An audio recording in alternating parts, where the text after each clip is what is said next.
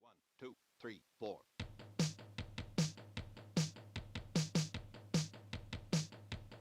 When you think of Victoria, you might not think of punk music or basement shows and mosh pits, but in the 80s and the 90s, that was a huge part of the subculture. Jason Lamb knows it well. He's a DJ in town, and he's the author of NoMeansNo, From Obscurity to Oblivion. It's about one of Victoria's biggest exports in punk music, NoMeansNo. And they're a huge influence. They're not just a Victoria thing. Chris Cornell from Soundgarden has cited them as one of his biggest influences in their act. And today, we're going to chat with Lamb about the book, about Victoria, about punk's history in Victoria. Check it out.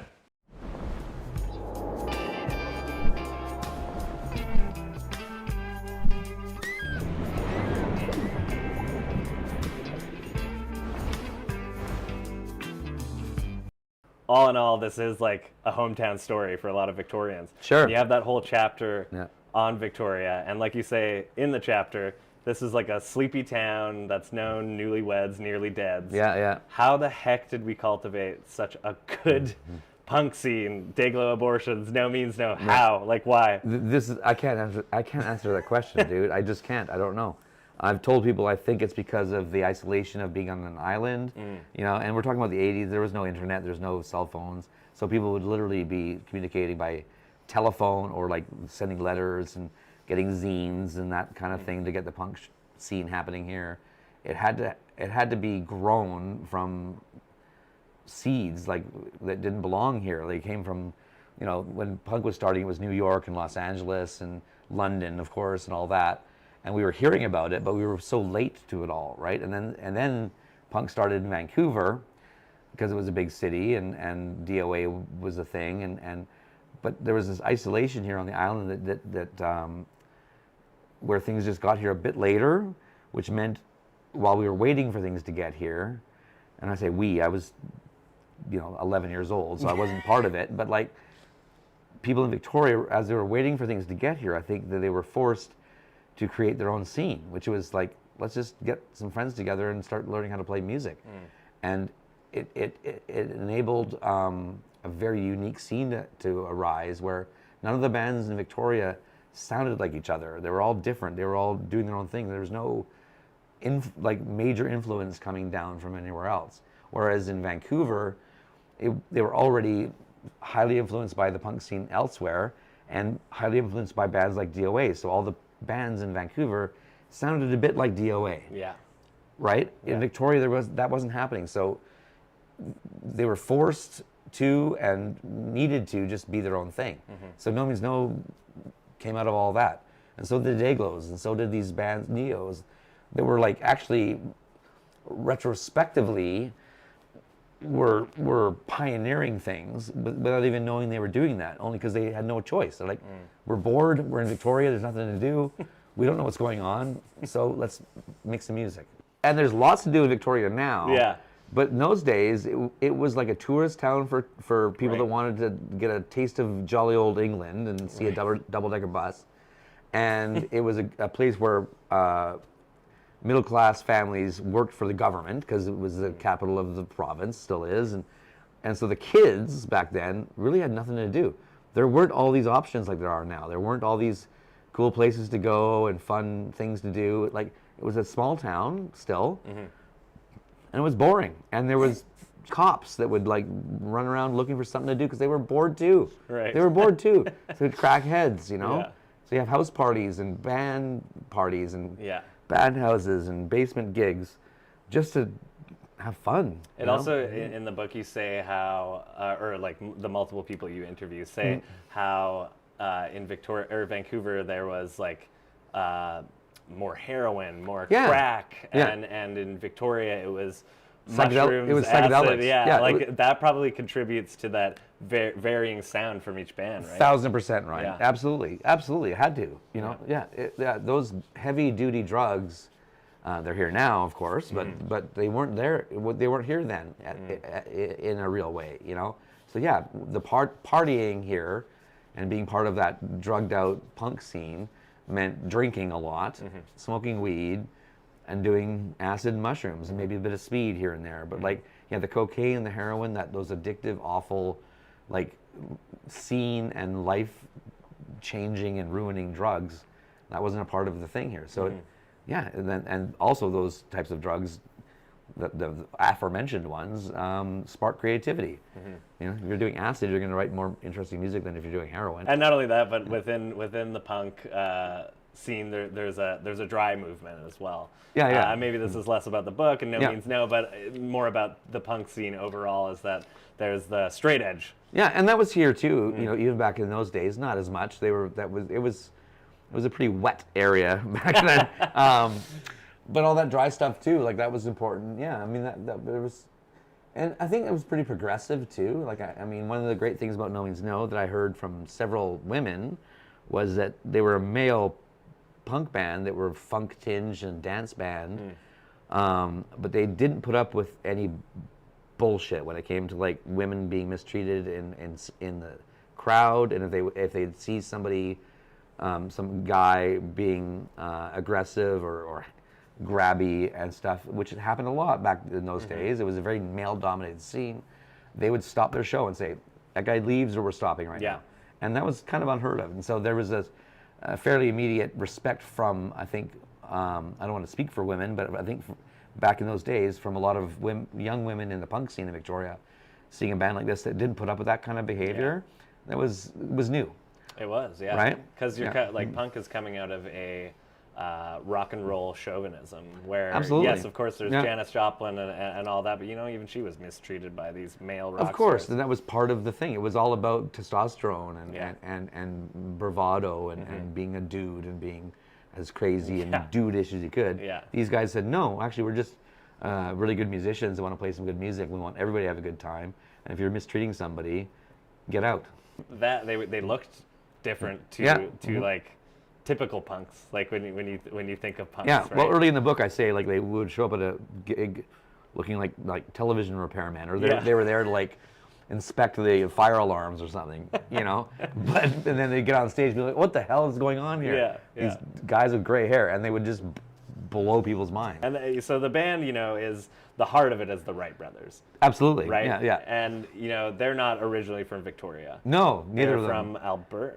Oh God, well, Cold Lake, and then here they're... Rob, well, they had their father was in the Air Force, so they were a traveling military family. They were one of these families in the military that just moved all over the place. So Rob was actually technically born in Halifax, Nova Scotia, but they didn't live there for very long. Right.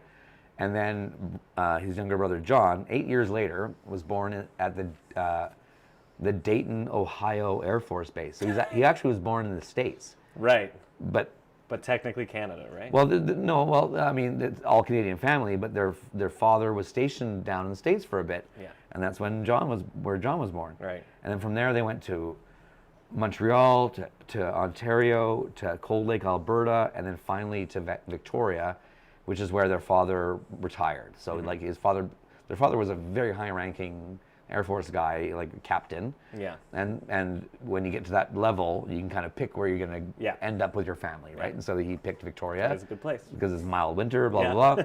And that's where they stopped. So Rob was already a later teenager when they got to Victoria, and John was still a kid, I guess. So no, I guess Rob was like an early teenager. John was still a kid. Rob had never really made a lot of close friends because he'd just been moving around.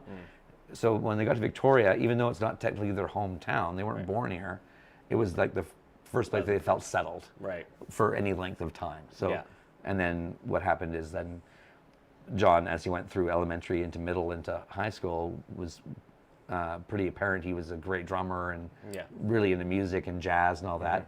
And his older brother Rob was getting into music in a whole different way. Yeah. And then they just kind of like, he's like, oh, maybe my younger brother's actually pretty good at this.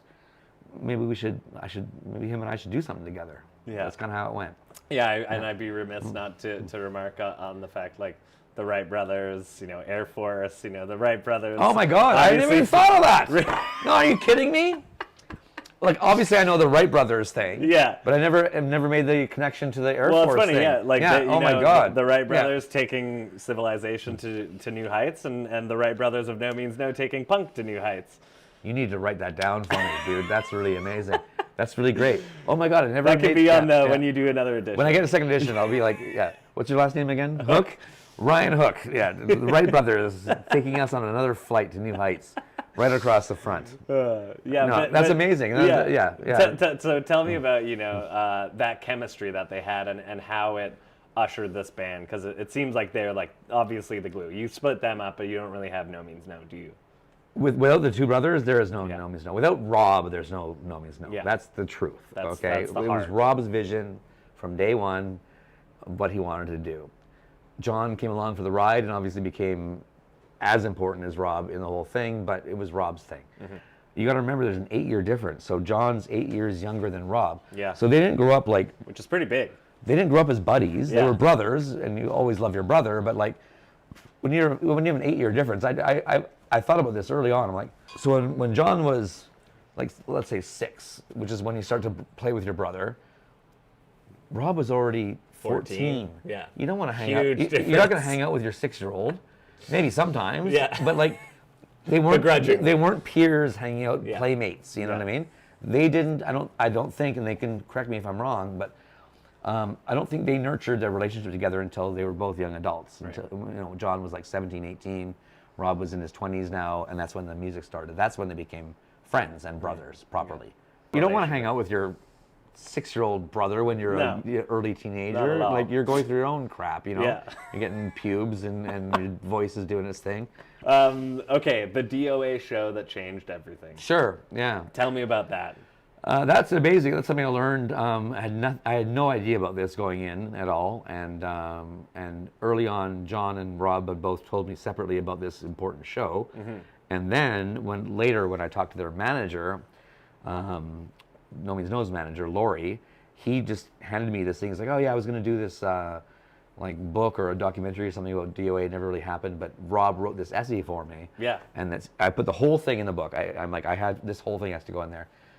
It's the story of when they decided, well, Rob was already getting into punk rock, like from records. He had never seen a punk rock show in his life, never been to one live, but he was really into the music. He was really into the Ramones, but also that just branched off, and he was working, so he had money, and he would go downtown Victoria to probably Lyle's place and to Richard's Records and these places, Kelly's Records, and just buy up all this punk stuff that was coming in, Gang of Four, and the Specials, and the Clash, and all the big stuff and the weird stuff too. And then he discovered DOA, and he's like, "Oh, this is really cool." And then he convinced his little brother John, like, "Dude, we got to go see this. DOA is coming to Victoria. Not only Victoria, they're playing at the University of Victoria, where I work." Like, he worked at the Commons block washing dishes. He's like, to his little bro, he's like, "Come with me. I want you to see what punk rock's all about." John was not into punk rock at the time. He was into ELO and the Eagles and stuff, and jazz, a lot of jazz. He played his traditional grip drums, and he's like, "Okay, fine."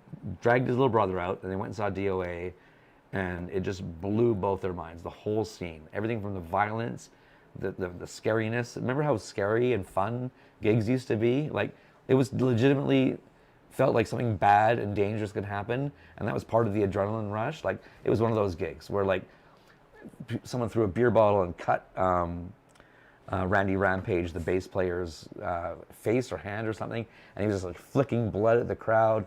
They charged the crowd with their mic stands. It got violent, and they came out of it, both of them going like, "Holy crap, that's what we need to do. We want to be part of this somehow." And it's controlled violence. It's a ticket to do it. Yeah. Without the consequence of, like, when I was going to shows in Edmonton, we would go to basement shows where it was like you trash the house, and it was but the owner is like, thanks, I hope you're having a fun time, or like, and you're moshing, you're hitting people, and it's a permission, and I can see why young people are especially then, you know, coming from this, what we said, rock and roll machoism. And being like, I have this anger and I need this outlet. And it just gives you permission to express that. It totally does. And, you know, as you know probably too, like punk shows nowadays is actually a wonderful thing, but they're quite safe places to be.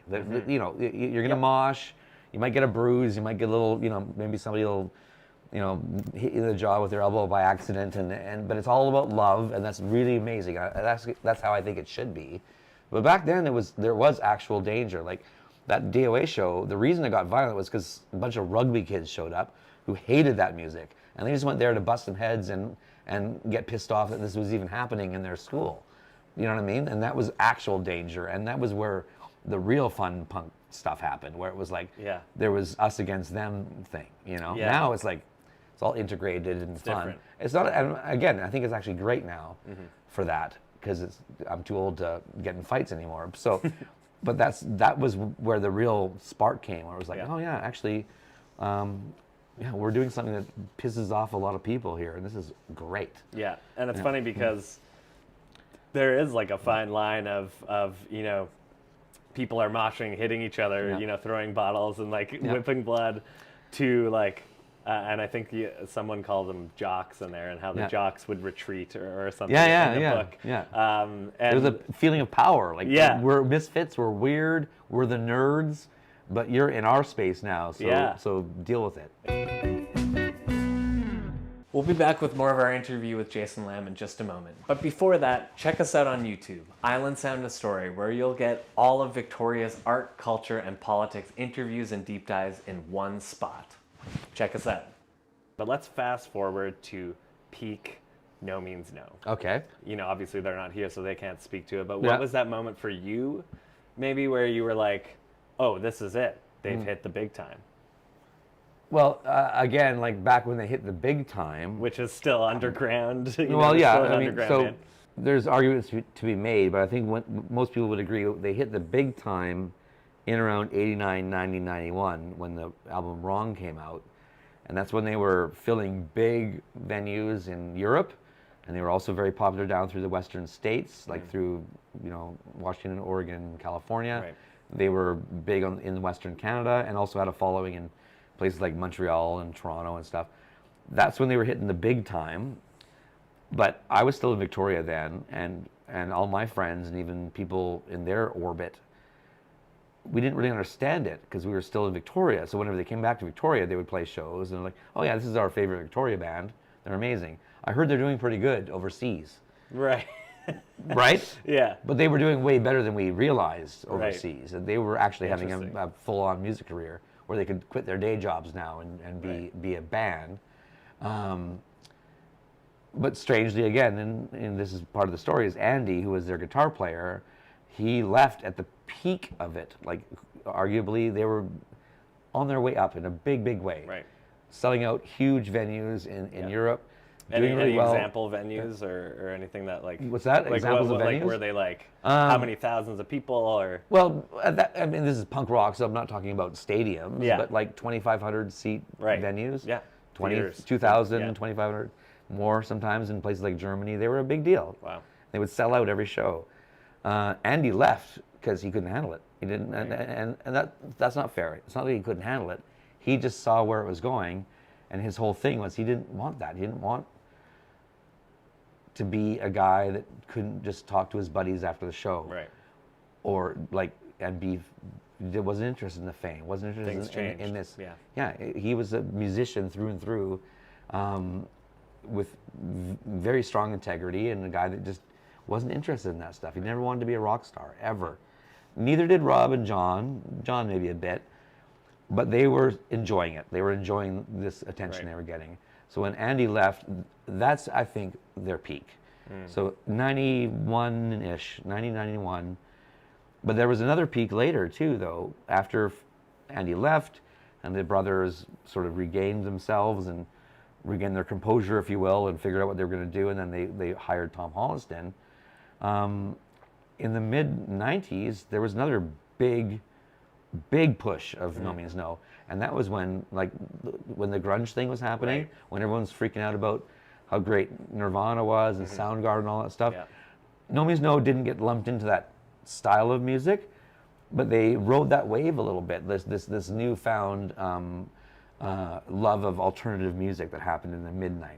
So, and Victoria isn't far from Seattle. Exactly. You know? So exactly. So they rode that too. So that was kind of a second peak, if you will.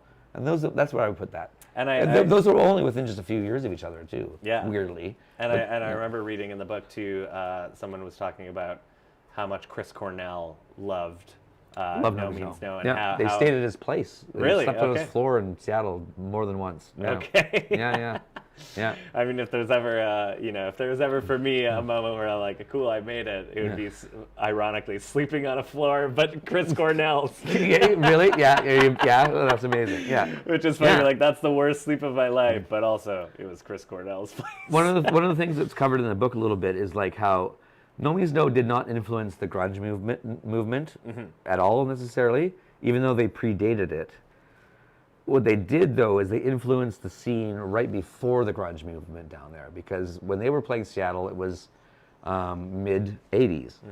And so all the guys like that ended up in bands like Mother Love Bone and Green River, Mudhoney, all the various tentacles of all that happened, those guys were all going to see NoMeansNo shows. So they were very influential, but not in a grunge way. Does that make sense? Totally. They influenced them in a punk rock way. Yeah. And not even so much musically, but attitude and how they were doing things. Yeah. It translated it to what happened in Seattle in a big way, because it's right across the water. And NoMeansNo were down there tons back then. Yeah, so, I bet. Well, it's kind of like Daniel Johnston.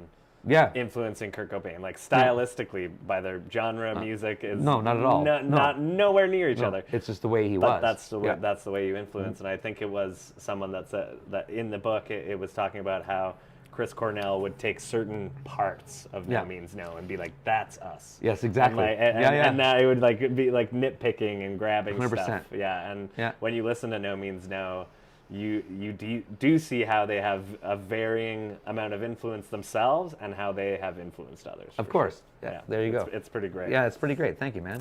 Who are the Hanson brothers? Who are the Hanson brothers?